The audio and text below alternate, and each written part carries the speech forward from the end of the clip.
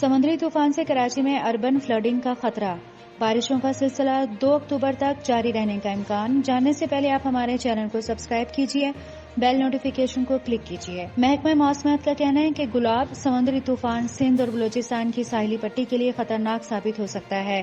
سندھ اور بلوچستان کی ساحلی پٹی میں شدید بارشیں ہوں گی۔ میٹ آفس کے مطابق ہوا کا کم دباؤ 30 ستمبر تک طوفان کی شکل اختیار کرے گا۔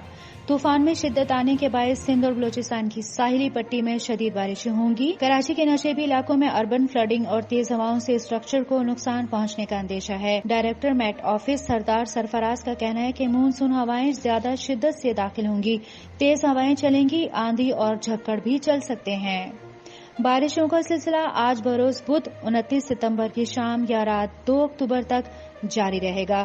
رپورٹ کے مطابق موسم کا نیا نظام فی الحال وسطی بھارت میں ہے اور امکان ہے کہ شمال مغربی سمت کی جانب بڑھے گا۔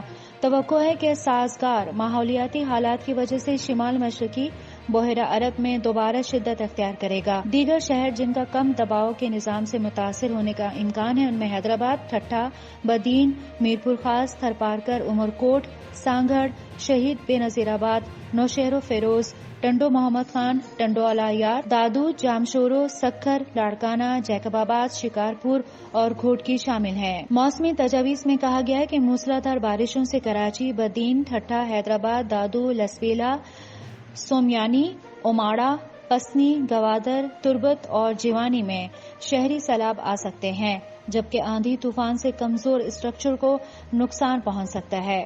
محکمہ موسمیات نے یہ بھی خبردار کیا ہے کہ سمندری حالات خراب رہیں گے اور بہت زیادہ خراب بھی ہو سکتے ہیں۔